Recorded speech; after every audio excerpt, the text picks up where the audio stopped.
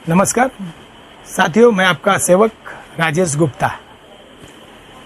आज मैं चुनाव किस तरह लड़ते हैं और चुनाव लड़ने के लिए जो प्रक्रिया है वो किस तरह पूरा करते हैं उसके विषय में मैं आप सभी से बात करूंगा। क्या आप चुनाव लड़ने के लिए इच्छुक हैं? शायद मैं भी हूं, आप भी रहेंगे। चुनाव लड़ने के लिए जो प्रक्रिया है उस प्रक्रिया को हम किस तरह पूरा करेंगे। पहले तो चुनाव लड़ने के लिए हमें तैयारी करना बहुत ज़रूरी होता है, जिसमें सबसे पहला काम होता है चुनाव लड़ने के लिए, वह है टीम। हमें सबसे पहले टीम बनाना पड़ता है। चुनाव लड़ने के लिए जो टीम होनी चाहिए वो इतनी मजबूत होनी चाहिए कि वह आपके लिए काम करे। जो चुनाव लड़ने के लिए उम्मीदवार खड़ा है उसके लिए काम करे। उसके लिए हमें एक टीम का मजबूती से गठन करना पड़ेगा। ऐसे इसमें दो चार ऐसे मुद्दे हैं, पॉइंट है, जिसके बारे में मैं आपको आगे बात करूंगा। और आप एक विषय और ध्यान रखना, एक बात पे गौर करना कि आपको ये वीडियो कैसा लगा। आप शेयर, लाइक एंड सब्सक्राइब जरूर करना। चलिए हम आते हैं मेन मुद्दे पे, जो हम अभी बात कर रहे थे, टीम बनाना। आप टीम पे ज़्यादा ध्यान रखिए, टीम को मजबूत बनाइए, लोगों को जोड़िए, टीम के ऊपर खर्चा कीजिए। क्योंकि चुनाव लड़ने के लिए टीम आपका इतना मजबूत होना चाहिए कि आप आगे इस चुनाव जीतने में आपको आसानी हो। इसलिए आप पहले टीम बनाइए 15-20 लोग का, और वह टीम प्रचार यात्रा से जुड़े तमाम जो कार्य होते हैं उस पे वह अपना दौड़ भाग करे, विचार करे, लोगों के घर घर जाए, समझे।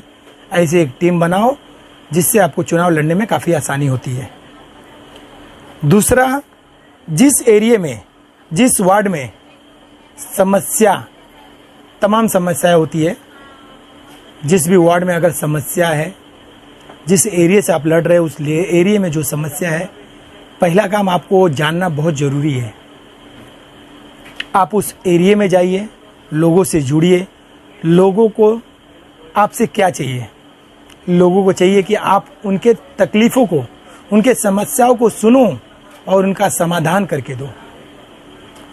तो आप उस पर ध्यान रखिए, आप उनसे जुड़िए, बात कीजिए कि आपको क्या तकलीफ़ है। आने वाले समय में हम इसका हल निकालेंगे, हम आपके लिए काम करेंगे। ऐसे तमाम आप जो सच्चाई है उसके विपरीत आप काम कीजिए, जिससे उनको लगे कि नहीं, आप अगर जीत के आते हो तो आप कुछ काम कर सकते हो इस एरिया के लिए, इस वार्ड के लिए। जैसे आप एरिया से लड़ रहे हैं, उस वार्ड से लड़ रहे हैं, तमाम लोग अपने अपने एरिया, अपने क्षेत्र में चुनाव लड़ते हैं और उसकी तैयारी करते हैं। तो इसके लिए क्या सुविधा दे सकते हैं? तीसरा पॉइंट है, हम वहाँ की जनता के लिए क्या सुविधा दे सकते हैं। देखिए, चुनाव आता है, जनता मांग करती है कि आप उन्हें क्या दे सकते हैं, और हम उन्हें क्या दे सकते हैं ये सही भी है, क्योंकि हम प्रतिनिधि हैं। जब हम चुनाव लड़ने के लिए इच्छुक हैं तो उनके समाधान को भी जानना हमें बहुत ज़रूरी होता है। तो आप ध्यान रखिए, आप उनके लिए क्या सुविधा दे सकते हैं। सुविधा उनके एरिया में जो प्रॉब्लम है, जो उनके रास्ते में प्रॉब्लम है, अड़चने हैं, लाइट्स हुआ, गटर का हुआ, प्योर ब्लॉक का हुआ, आने जाने में तकलीफ़ें जो होती है, वहाँ की जो समस्या है उसको आपको जानना बहुत ज़रूरी है। आप उन्हें बताइए कि यह हम अगर चुन के आते हैं तो आपके लिए करेंगे, हम उन्हें अच्छे से करके देंगे, आप हमें आपका आशीर्वाद एक बार दो। ऐसे विषयों पे आप ध्यान रखिए अगर आपको चुनाव लड़ना है तो, क्योंकि चुनाव लड़ने के लिए आपको यह सब समस्याओं का समाधान करना बहुत ही ज़रूरी है। तो आप इस पे फोकस रखिए, क्योंकि हम जब चुनाव लड़ते हैं तो हारने के लिए नहीं लड़ते हैं, हम चुनाव लड़ते हैं तो जीतने के लिए लड़ते हैं। वहाँ के समस्याएं, वहाँ के जनता के जो तकलीफ़ें हैं उन्हें दूर करने के लिए लड़ते हैं। तो आप इस मुद्दे पे बहुत ध्यान रखना, जो विषय मैं अभी रख रहा हूँ उस पर बहुत ध्यान रखना। चौथा पॉइंट है, अगर हम जीत के आते हैं तो हम 5 साल जनता को क्या देंगे। अगर हम जीत के आते हो तो 5 साल क्या देंगे जनता को। देखिए, जनता आपको चुन के लाएगी, 5 साल आपको उस गद्दी पे बैठाएगी, तो उनका भी मांग रहता है कि आप उनके लिए क्या करेंगे। तो याद रखिए, जनता के लिए आपको सदैव तत्पर उनके लिए खड़ा रहना पड़ेगा। जनता के समस्याओं को लेके आपको गंभीरता से काम करना पड़ेगा। आप उनके लिए हर एक समय, हॉस्पिटल हो, बीएमसी का काम हो,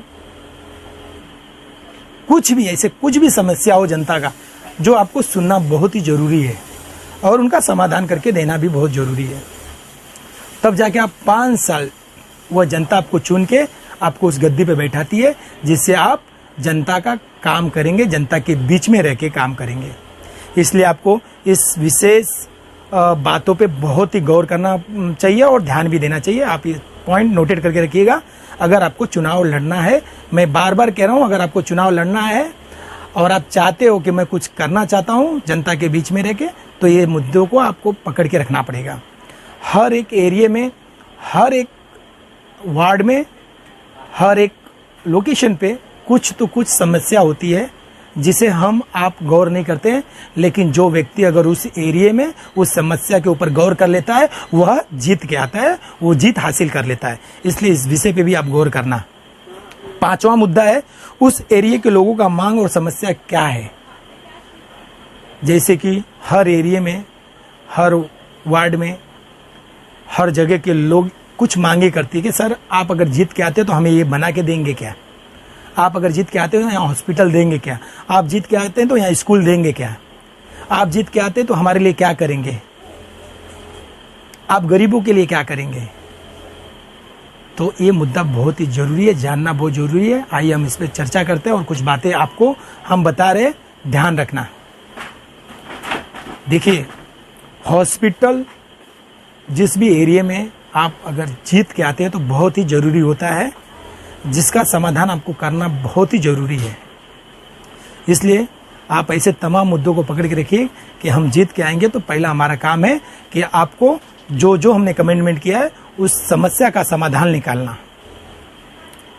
आप अगर जीत के आते हो तो हॉस्पिटल का आप अगर बात करके रखे हो तो उस पर आप काम करना शुरू कर दो। स्कूल का तमाम ऐसे एरिया होते हैं, तमाम ऐसे लोकेशन होते हैं, तमाम ऐसे वार्ड होते हैं जहाँ पे बच्चे आज भी पढ़ने के लिए सक्षम नहीं है।